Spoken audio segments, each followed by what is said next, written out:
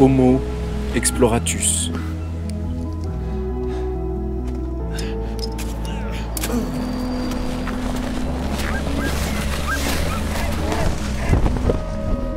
Le mini-podcast qui va à la rencontre des femmes et des hommes qui explorent notre planète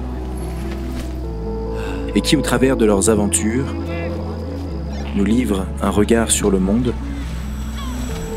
et leurs solutions pour notre plus grand combat à tous, le réchauffement climatique et ses conséquences sur le vivant. Caroline fait partie de ces femmes qui se livrent par l'image, se confient par le cliché. Le Québec qu'il a vu grandir lui a très jeune offert les grands espaces. Elle consacre toute sa vie à leur rendre leur grandeur. Caroline sait voir derrière ce que l'œil peut attraper. Elle semble avoir trouvé et assumé la place que l'homme doit avoir sur la planète, coexister et respecter sans ne jamais dominer. Sa voix douce nous ferait presque oublier les dizaines d'expéditions engagées qu'elle a menées. Au Canada bien sûr, mais aussi en Laponie, au Groenland ou en Antarctique. Aventurière des causes urgentes, Caroline va à la rencontre des cultures, des modes de vie durables. Cinéaste d'aventure engagée, Caroline n'a peur de rien, sauf de ne pas faire assez pour protéger la nature. Mais la nature semble avoir confiance en elle. Je suis sur le fleuve Yukon. C'est une journée très fraîche. On est entre la pluie et la neige. C'est une journée où je sens que je suis à zéro. On a pagayé toute la matinée. On a été pris dans une tempête de vent avec beaucoup d'eau et beaucoup de vagues qui frôlaient notre canot. Je suis sur l'eau avec 3 autres aventuriers. Un canoïste d'expérience qui s'appelle Martin Tran, un photographe d'aventure qui s'appelle Jay Kolsch et un leader d'expédition qui s'appelle Ian Finch, qui vient d'Angleterre. Et les 4, on se regarde puis on se dit mais dans quoi on s'est embarqué. Les canots sont sur le bord d'être submergés par les vagues à cause du vent qui commence à prendre de plus en plus d'ampleur.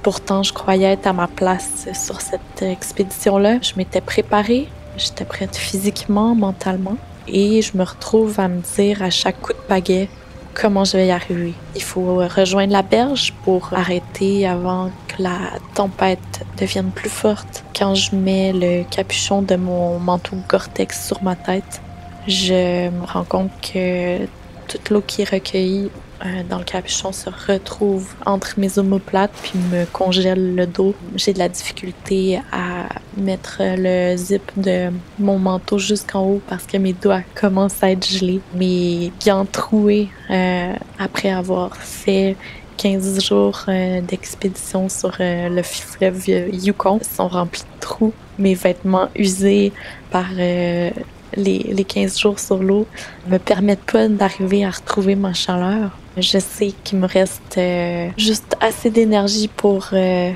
reste de la journée, mais je sais pas comment ça va se passer la nuit parce que il faut monter la tente et j'ai encore 1 mois et demi de canot à faire avant de me rendre jusqu'à Emonak, un petit village qui est situé à la fin de l'Alaska.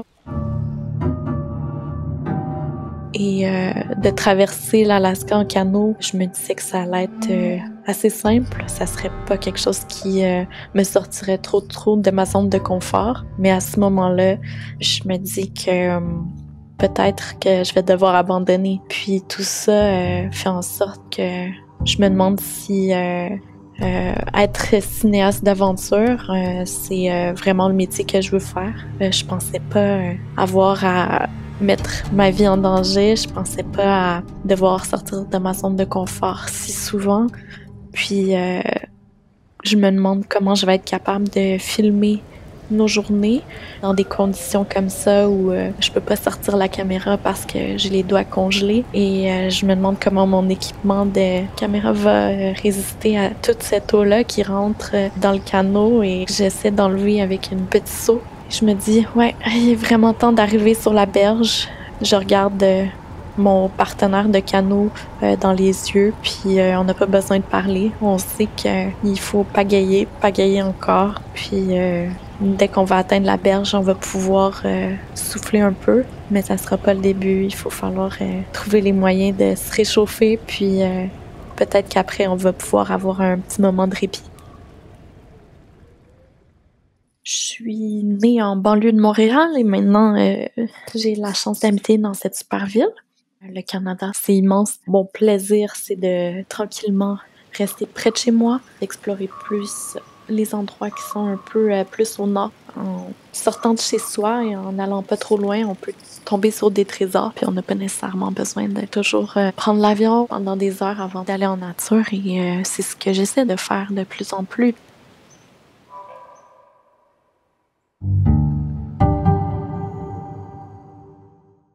Dans le passé, j'étais directrice de communication d'une entreprise et j'ai commencé à sentir que j'étais plus à ma place. Je me disais simplement que je devais peut-être donner davantage aux gens et donner d'une façon où ça pouvait me faire vibrer. C'est arrivé à une période où je me sentais vraiment plus connectée à moi-même. Donc j'ai dû mettre toutes mes études derrière moi puis repartir à nouveau dans un emploi qui me ressemblait plus. Je suis partie avec ma caméra à l'extérieur en mode aventure dans le but de récolter des images qui permettaient aux gens autour de moi de comprendre un peu plus l'environnement, l'extérieur, le plein air. Et pour moi, c'est important de le faire parce que je pense que c'est dans les environnements naturels qu'on peut vraiment arriver mieux à connecter avec nous-mêmes.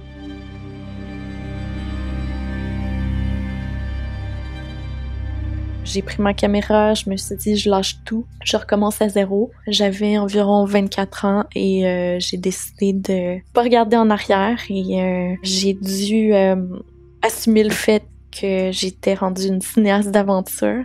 Et dès que j'ai commencé à nommer ce titre-là, les gens ont commencé à vouloir collaborer avec moi et ça a été le début d'une grande aventure.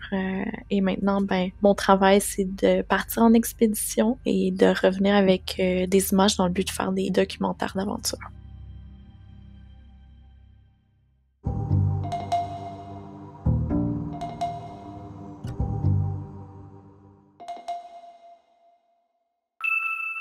En 2016, j'ai été approchée par le leader d'expédition, Ian Finch. On m'a demandé d'être réalisatrice du documentaire Pull of the North. L'expédition allait se passer sur le fleuve Yukon pendant 2 mois et le but de cette expédition-là allait être de filmer nos échanges avec les communautés locales situées sur le bord du fleuve Yukon en partant d'un lac qui est très près de la ville de Whitehorse au Canada, et de faire l'entièreté de la rivière et de se retrouver jusqu'au petit village de Emonak à la toute fin de l'Alaska. C'est une expédition que je voulais réaliser parce que je voulais en apprendre davantage sur la culture athabascan, qui est un regroupement formé de plusieurs communautés de langage des peuples de l'Alaska et du Canada.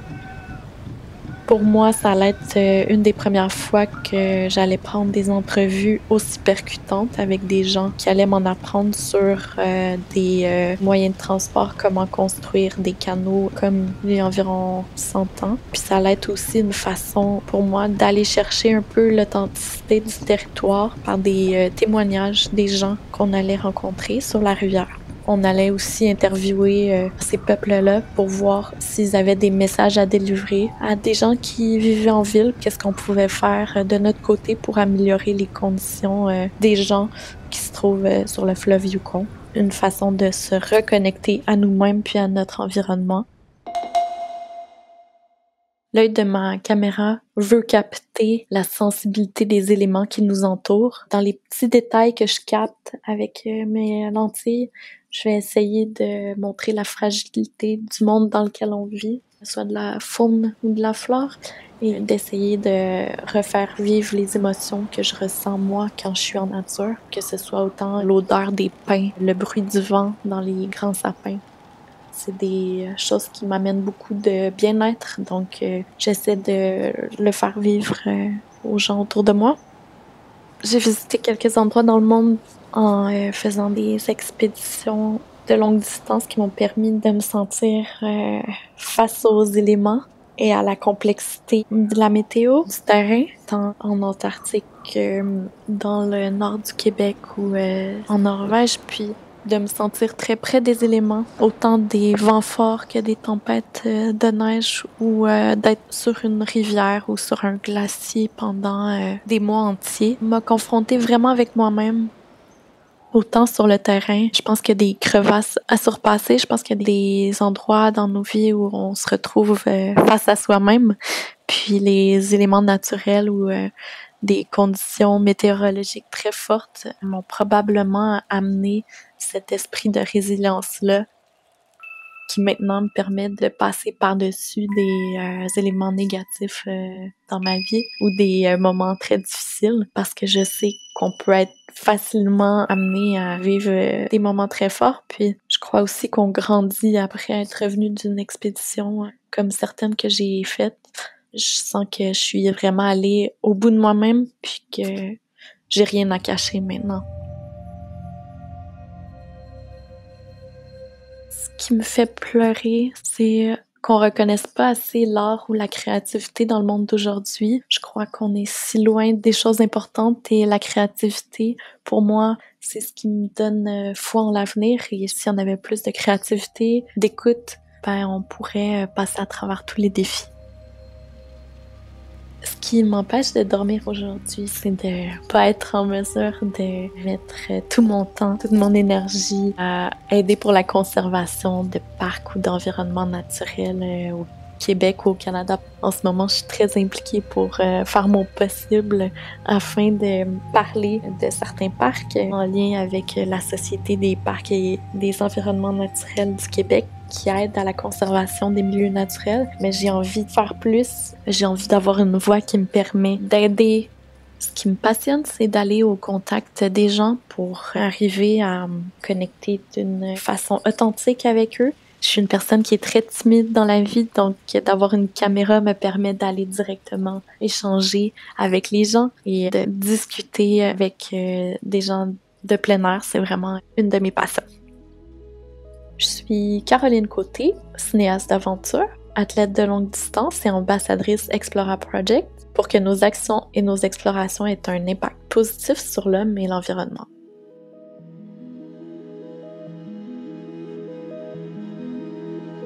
Homo Exploratus, le mini-podcast de l'exploration, de la compréhension de la planète, le réchauffement climatique et ses conséquences sur le vivant. Produit par Explora Project, coécrit par Laurie Galigani et Stanislas Gruot, réalisé, mixé et monté par Laurie Galigani.